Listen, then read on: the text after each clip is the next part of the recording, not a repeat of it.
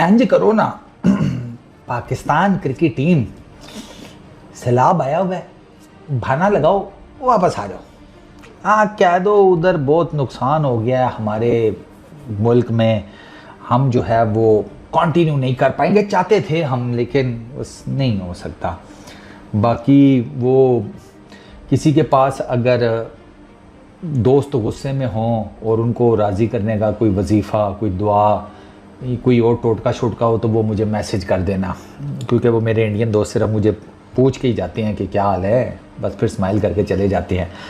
Oman के against match खेलने के बाद ना मुझे समझ आ रही है कि वो क्यों पूछ रहे हैं क्या हाल है।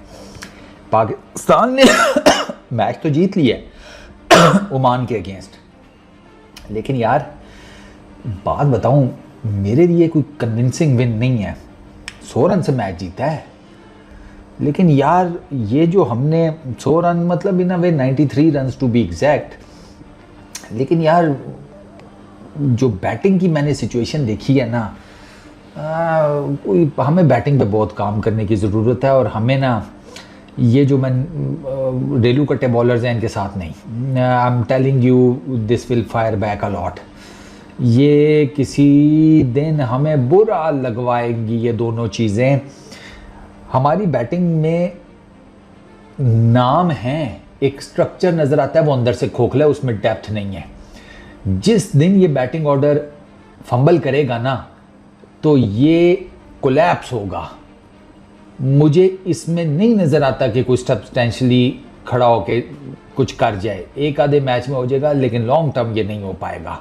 आप उसी तरीके से गिरेंगे जिस तरीके से आप अफ़गानिस्तान के अगेंस्ट गिरे थे, और उसमें आपके हारिस रऊफ़ के छक्के आपको या उसके जो 40 रन थे वो बचा गए, वरना मैच तो आप वो हारे थे लेकिन बड़ा जलील होकर नहीं आ रहे थे। आज उन्होंने आपको 160 पे आउट किया है। आउट मतलब इन अ सेंस आपके 7 आउट हुए थे, आपकी बेसलाइन भी ठीक सेट हो गई थी। पाकिस्तान ने 160 किए, 7 उनके आउट हुए।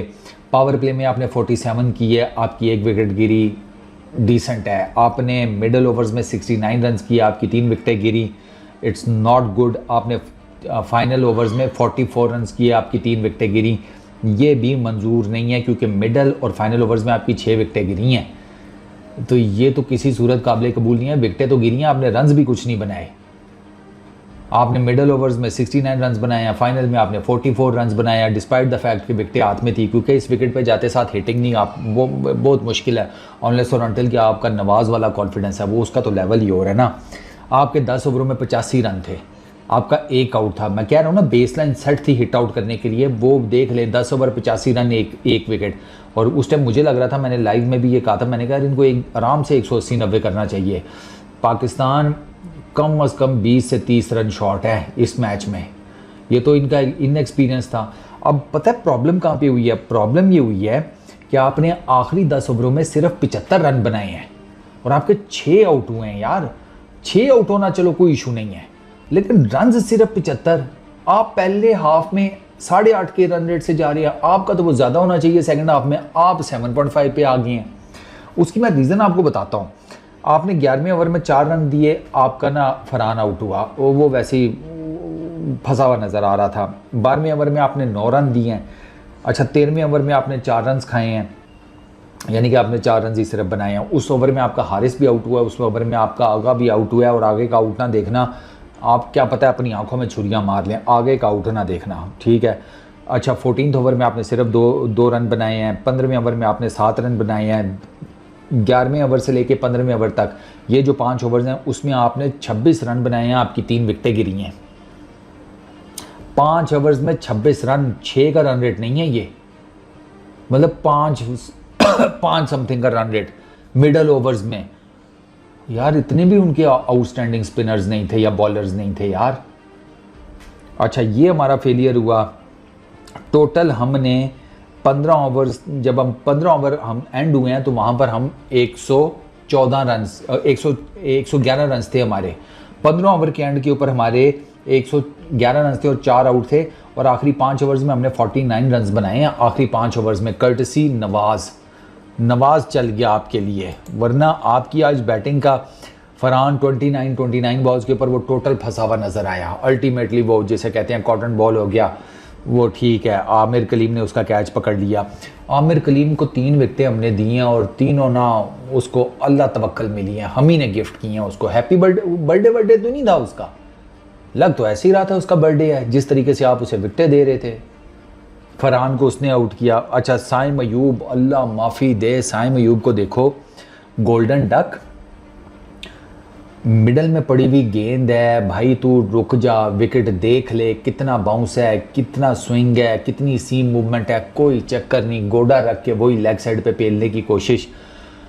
प्लम LBW, इतना गेंद उठा है टोटल विकेट से, इतना, इस पे वो क्या उठाकर बाहर फेंक सकता था इतने उठे हुए गेंद के ऊपर, खुद बताएं यार। उसकी पिछली टांग बैंड थी, और बैंड होने के बावजूद उसका जो पैड का ऊपर वाला वो फ्लैपी सा पोर्शन होता है ना, उससे नीचे गेंद लगी है। तो आप देख लो कितना बाउंस हुआ होगा गेंद। रेड ही नहीं फेंकी उसने, रेड के बॉलर ने, कसर उसने कोई छोड़ी कोई नहीं। तो साइम अयूब बहुत यार पता नहीं किस माइंडसेट के साथ खेल रहा है यार, उससे बात करो, क्या हो गया उसे एकदम ही। चंगा भला खेलते खेलते वो बस अब बैटिंग बॉलिंग में अजीब वो कन्फ्यूज़ हुआ गया है उसका ना, अजीब ही सिस्टम बना हुआ है। और यही होगा जब आप एक बंदे जिसका प्राइमरी जॉब बैटिंग है उससे बॉलिंग करवाएंगे, तो उसे वो फिर जिसे कहते हैं उसकी अटेंशन डिवाइड हो गई। अब उसे बॉलिंग भी अच्छी करनी है, उसे बैटिंग भी अच्छी करनी है, और ये इसी के बीच में इसका चूरन ना बन जाए, मुझे तो ये डर है। हारिस नंबर 3 पर आया है, 66 किया 43 बॉल्स के ऊपर, 7 चौके 3 छक्के, 150 प्लस के स्ट्राइक रेट के साथ। The best batting from Haris मेरे नज़दीक on a very tricky pitch. और शुरू में हारिस ने चंगा डांस किया, हारिस को नहीं समझ आ रही थी शुरू में, वो फॉर्म ही नहीं थी, कॉन्फिडेंस शैटर्ड था, उसको ये इस तरह की एक इनिंग्स चाहिए थी, और शुक्र है उसको ये इनिंग्स आ गई है। नंबर 3 के ऊपर हारिस की ना 34 की कि 35 की बैटिंग एवरेज है, ठीक है, और इसका स्ट्राइक रेट मेरा ख्याल है कोई 150 प्लस के, आई थिंक सो। हारिस का 160 के अराउंड है समथिंग, 150-60 इसका स्ट्राइक रेट है। नंबर 3 उसकी आइडियल पोजीशन है। अब क्या करें, नंबर 3 पे इसको खिलाएं, फ़खर को खिलाएं। फ़खर को नंबर 4 पर लेकर आए हैं, 23 की है, 16 गेंदों के ऊपर नॉट आउट, कोई नहीं, फ़खर भी बिल्कुल जिसे कहते हैं ना वो रिदम में नहीं नज़र आया। सलमान अली आगा पहली गेंद के ऊपर फुल टॉस पे लेग साइड पे कैच, पहला गेंद। आगा एक्सपेक्ट ही नहीं कर रहा था ये मुझे फुल टॉस मार देगा। आगे ने बस एम ही जिसे कहते हैं ना खुशी ना गमी, कुछ अजीब से ही मूड के साथ ऐसे बस बल्ला फेर दिया। थोड़ा सा जोर लगाता ये तो स्टैंड में फेंकने वाला गेंद था यार, क्योंकि बॉलर ने अपनी तरफ से पिच को साइड पे कर दिया था। उसने कहा नहीं, पिच पर ठप्पा नहीं डालता, आगा साहब आपको देते हैं लूपी सी फुल टॉस, मार लो। तो ख्याल रख रहे हैं हम आपका, आपकी गर्दन में बल भी पड़ा हुआ है।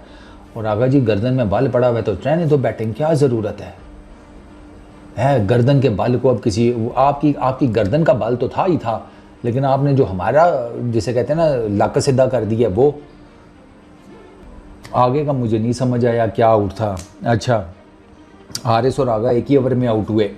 ये फिर हमारा ना वो साइम अयूब तो जल्दी आउट हो गया, लेकिन हारिस ने और फरहान ने ना एक डिसेंट पार्टनरशिप आपको दे दी, और 10 ओवरों में 85 अगर उन्होंने कर दिया था, आई थिंक सो उन्होंने अपना जॉब डन कर दिया था। लेकिन उसके बाद हमारी बैटिंग में इतना शफल चल रहा है ना, किसी को समझ ही नहीं आ रही यार कि किधर बैटिंग करनी है। ये मैं हमेशा कहता हूँ कि अगर आपने नंबर्स की शफलिंग करनी है, पहले कोई कॉन्फिडेंस तो दे दो लड़कों को, किसी एक नंबर पे उनको बैटिंग करा के वो कोई रन्स करने जोगे हों, कोई रन्स उन्होंने बनाए हुए हों, कोई 50याँ उन्होंने बनाई हुई हों, कोई मैचेस वो जीते हुए हों, कोई कॉन्फिडेंस उनका हाई हो, फिर उनका नंबर को चेंज करने का करो। हसन नवाज़ की मंजिल ठोक दी है ना आपने, कभी 4 पे, कभी 5 पे, कभी 6 पे, अब उससे बैटिंग नहीं हो रही।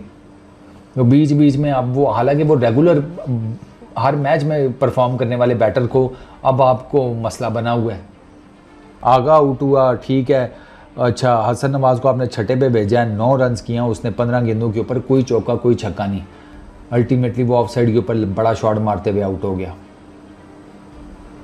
यार जैसे हर कोई कह रहे हैं ना कि हारिस 3 नंबर का बैट्समैन है, उसको नंबर 3 पे पक्का करें। आपका हसन नवाज़ नंबर 4 का बैट्समैन है पक्का, लेकिन अब आई डोंट नो कि वो उसके साथ अब क्या होगा। जब आपने इतना कुछ ठूंसना है बैटिंग के नाम के ऊपर तो फिर यही होगा ना। अच्छा आगे चलो, हसन नवाज़ उसके बाद मोहम्मद नवाज़ आया है डेथ ओवर्स में, वो आपके लिए बेहतर कर गया। 19 किए हैं 10 गेंदों के ऊपर 4 चौके, इसके 4 चौके ना हैं, वो थोड़ा सा मोमेंटम आपकी तरफ हो गया। बाकी तो फ़हीम अशरफ ने कुछ नहीं किया, 8 किए हैं 4 गेंदों के ऊपर, 1 चौका लगाया, बट नथिंग एल्स।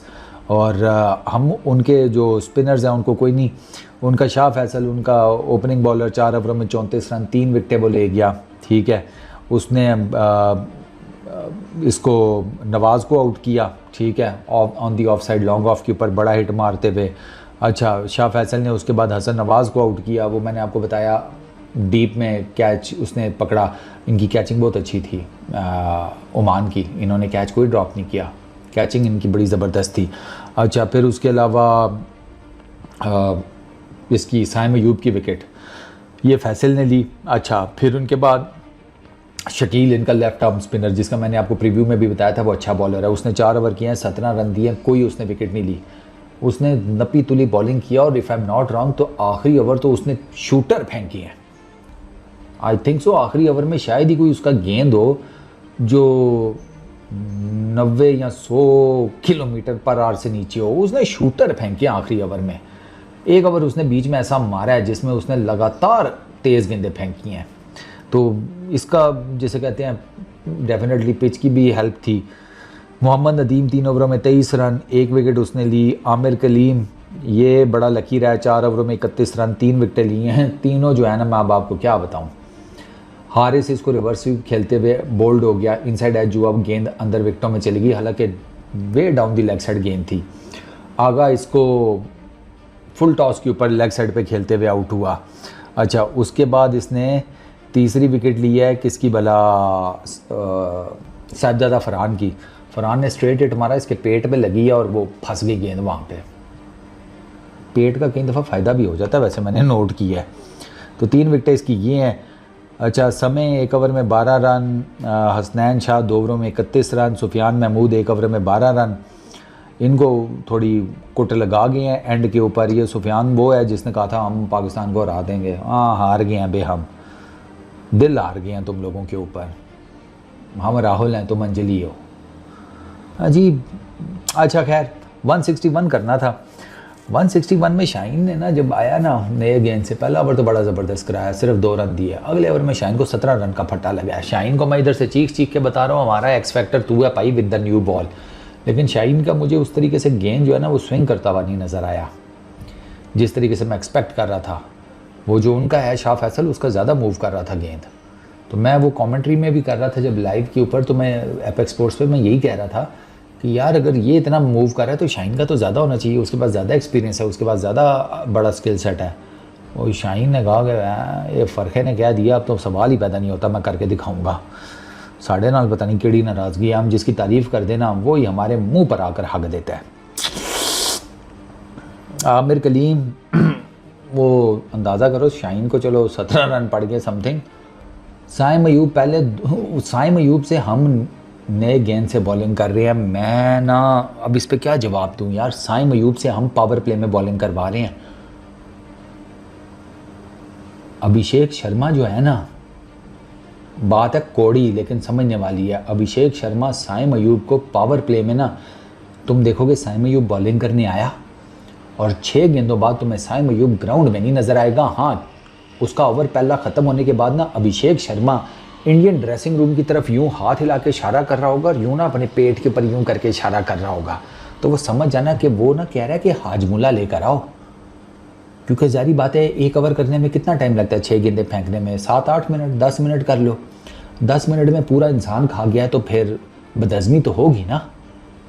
तो हाजमुला की तो पूरी बोतल वो खाएगा, उसके बाद फिर वो खा जाएगा साइम अयूब को। खुदा के बंदो, क्यों नहीं माइक हसन और सलमान अली आगा को समझ आ रही। हाँ ठीक है, आते साथ उसने जतिंदर को बोल्ड कर दिया कैरम बॉल मार के, उसको वो दूसरा क्या नाम है उसका, कलीम, उसको LBW कर दिया। साइम अयूब ने अपने पहले 2 ओवर्स की पहली गेंद के ऊपर 2 विकेटें निकाली हैं, but that is not sufficient भाई। वो पावर प्ले में क्यों बॉलिंग कर रहा है? क्योंकि हमारे पास दूसरा पावर प्ले में बॉल करने वाला बॉलर नहीं है। फ़हीम के ऊपर हम नहीं ट्रस्ट करते कि उसको नया गेंद दें कि फैंटीम ना पड़ जाए। हारिस रऊफ़ नए गेंद का बॉलर नहीं है, अब क्या करें। पावर प्ले में हम हारिस रऊफ़ को ले भी आए तो पावर प्ले में किससे बॉलिंग करवाएंगे? और इंडिया के अगेंस्ट हम फंसेंगे इस चीज़ के ऊपर भाई, कोई अपना प्लान चेंज कर लो। खैर उसके बाद यार वो आ गए हमारे स्पिनर्स, वो ले गए हैं। मतलब एक हम्माद मिर्ज़ा, उसने अच्छी बैटिंग की है थोड़ी, 3 चौके लगाए हैं, 1 छक्के लगाए हैं। हारिस को वो शाहीन को भी उसी ने पेला था, उसके 27 हैं 23 बॉल्स के ऊपर, बाकी देर इज़ नथिंग। उसको सुफियान मुकीम ने स्लिप में आउट किया, आगे ने बड़ा अच्छा कैच पकड़ा था वैसे, बिल्कुल इसके ना पीछे, हारिस के बिल्कुल पीछे stretch catch, it was a good catch from Agha. वो नहीं दर्द निकलिया, बैटिंग द टाइम में सारे दर्द निकलने सन, अद्धे अपने कढ़ा देते, बाकी सारे साढ़े कढ़ा देते। फुल टॉस पे आउट यार, आगे कसम से बंदा बोलते हुए भी शर्मिंदगी होती है। वो होता है ना बंदा, क्या नाम है, साइकिल चलाते हुए गिर जाए तो किसी को सही करके बताता भी नहीं है, यही कहता है मोटरसाइकिल वाला टक्कर मार गया, गाड़ी आ गई, भैंस अचानक से भागती हुई आ गई। क्योंकि बहाना भी यही बनता है ना, क्या करें, उसे बताएं कि यार मैं इतना फुदू, मुझे साइकिल नहीं चलानी आती, साइकिल चलाते हुए मैं गिर गया, तो बहाना मारता है ना बंदा कि नहीं यार मेरी फॉल्ट नहीं थी। तो ये वो वाला काम है। अच्छा, नदीम, सुफियान मुकीम अबरार ने कैच पकड़ा, सुफियान महमूद उनका, ये नवाज़ की बॉल के ऊपर हसन नवाज़ ने इसका कैच पकड़ लिया। ये सारे जैसे कहते हैं ना मारते हुए आउट हुए हैं। विनायक, ये इसने पॉइंट की तरफ खेला, वहाँ पे अफरीदी खड़ा था शाहीन, उसने डायरेक्ट हिट मारी, ये वो रन आउट हो गया। वो बड़े अरसे बाद मैंने को डायरेक्ट हिट पे पाकिस्तान के लिए विकेट गिरते हुए देखी है। लास्ट में मुझे तो नहीं याद पड़ता डायरेक्ट हिट पे किसकी विकेट हमने ली थी। तो ये विनायक साहब उधर गए हैं। ज़िक्रिया, वो फ़हीम अशरफ के हाथों कॉर्ड बिहाइंड हो गया। शाह फैसल, वो शाहीन ने बोल्ड कर दिया, थाई पे लग के, वो पैड्स पे लग के गेंद विकटों में बढ़ गई। शकील 10 रन के ऊपर अबरार ने आउट कर दिया, हसनैन फ़हीम अशरफ ने बोल्ड कर दिया। ये टोटल कहानी है सरकार। इसने छक्का मारा ना अबरार को, ये शकील ही लास्ट आउट हुआ है, जिसने पहले छक्का मारा उसे अगली गेंद पे आउट हो गया। बॉलिंग हमारी बहुत बेहतर है। ऑब्वियस सी बात है कि अगर हमने 97 रन से हमने 93 रन से मैच जीता है 160 बनाकर, तो बॉलिंग हमने अच्छी की है। उसमें शाहीन 4 ओवरों में 20 रन 1 विकेट, 4 ओवरों में 20 रन 1 ओवर में 17 रन शाहीन, ठीक है, 1 विकेट भी लिया। साइम अयूब 2 ओवरों में 8 run 2 wickets. Abrar 3.4 overs 1 maiden 12 run 1 wicket. अच्छा, मोहम्मद नवाज़ 2 ओवरों में 13 रन 1 विकेट। सुफियान मुकीम 3 ओवरों में 7 रन 2 विकेट्स।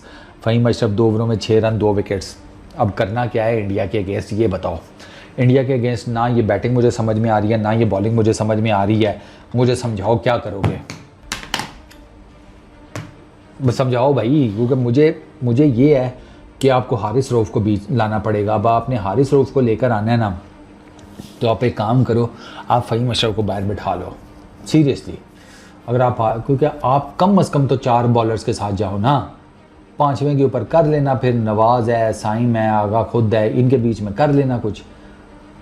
वरना यार ये शाहीन, अबरार और तीसरा आपका सुफियान, ये आपके 3 मेन बॉलर हैं। नवाज़ फॉर्म में बहुत है, ऑलराउंडर है। फ़हीम अशरफ उसका देख लें, साइम अयूब का देख लें। यार इन बॉलर्स के साथ आप इंडिया के against, I really don't think so. बचा भी गए तो सुफियान और अबरार, अब उनके 5-5 आउट तो नहीं करेंगे ना, 10 विकेटें ये दोनों तो नहीं लेने वाले उनकी। तो आपको ना अपनी बॉलिंग भी बेहतर करनी है, अपनी बैट। ये इसको फ़खर ज़मान को बाहर करो मैं आपको बता रहा हूँ, फ़खर ज़मान को बाहर बिठाओ बेंच पे, ताकि साइम अयूब और फरहान के ऊपर कोई प्रेशर आए कि भाई अगर हमने ना परफॉर्म किया तो वो एक ओपनर बेंच पे बैठा हुआ है, वो अब में से किसी एक की जगह आ जाएगा। अब उससे ये है कि आपको ना ये जो ऊपर बैटिंग का झंझाल पूरा बना हुआ है ना आपके लिए, वो सॉर्ट आउट हो जाएगा। हारिस को 3 पे करो, नवाज़ को 4 पे करो, 5 के ऊपर ये आ जाए आपका आगा, ठीक है। उसके बाद इवन अगर आप ये फ़खर को बाहर करते हैं तो फिर आपके पास एक स्लॉट इधर ओपन हो जाएगी। तो यहाँ पर आप या तो इसी कम्बिनेशन के साथ फ़खर को बाहर करके हारिस रऊफ़ को ले आओ, ठीक है, या फिर अगर आपने बैटिंग यही रखनी है तो फिर फ़हीम को बाहर करके ले आओ। मैं ना seriously I would go with, मैं शायद फ़खर को बाहर बिठा के हारिस रऊफ़ को ले आऊँ, क्योंकि यार सीधी सी बात है, फ़खर का आप देख लें वो इन विकेटों पे फंसेगा। फरहान का कैच ड्रॉप हुआ है तो उसके ये जो 20-22 आए हैं तो है, और बहुत आसान कैच ड्रॉप हुआ है। फ़खर ज़मान उनके स्पिनर्स के अगेंस्ट फंसा हुआ था, फ़खर ज़मान से नहीं हिट लगे, हिट किसी से भी नहीं लगे। ये वो विकेट ही नहीं है जिस पर आते साथ आप हिटिंग कर पाएंगे, ये वो विकेट नहीं है, इसमें आपको टाइम चाहिए। इसलिए आपको ना कुछ प्ले बनाना पड़ेगा लाइन ऑफ एक्शन।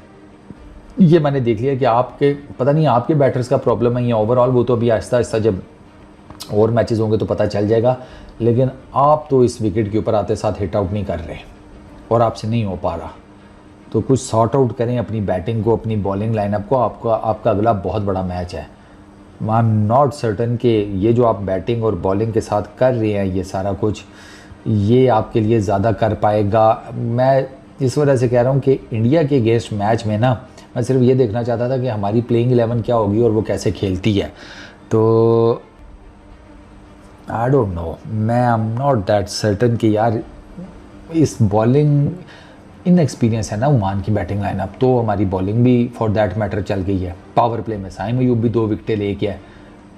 इंडिया के अगेंस्ट आप लेंगे साइम अयूब का चांस? अबरार, सुफियान, आपके अगर अबरार, सुफियान, नवाज, साइम ये पावर प्ले में ही आ गए हैं तो यार फिर तो काम ख़राब है ना। पावर प्ले तो आपका बॉलर जिसे कहते हैं फास्ट बॉलर्स का कुछ होना चाहिए हिसाब किताब, क्योंकि अब स्पिनर्स को तो वो अटैक बनता है। अब जब स्पिनर्स को अटैक बनेगा तो 30 यार्ड के अंदर होंगी तो ऊंचा हिट अगर 30 यार्ड क्रॉस कर गया तो वो तो नो मैन्स एरिया में गिरेगा, तो आप उसका फ़ायदा भी नहीं उठा पाएंगे उस निकले हुए एज का। तो there is a lot to talk about. उस पर ना ये वीडियो फिर बहुत ज़्यादा लंबी ना हो जाए, तो इसके ऊपर ना पैचेस में ना मैं आपको मुख्तलिफ वीडियोज़ में ना इन सारी चीज़ों के बारे में बताता रहूँगा जो मेरा थिंकिंग प्रोसेस है पाकिस्तान इंडिया के मैच को लेकर। ये विन ठीक है, विन आ गई है, बट मुझे ना वो एक हॉलोनेस नज़र आती है बैटिंग में भी और फॉर दैट मैटर बॉलिंग में भी। इस वीडियो में इतना ही। अपना बहुत ख्याल रखना, नेक्स्ट वीडियो में मुलाकात होगी। Peace out.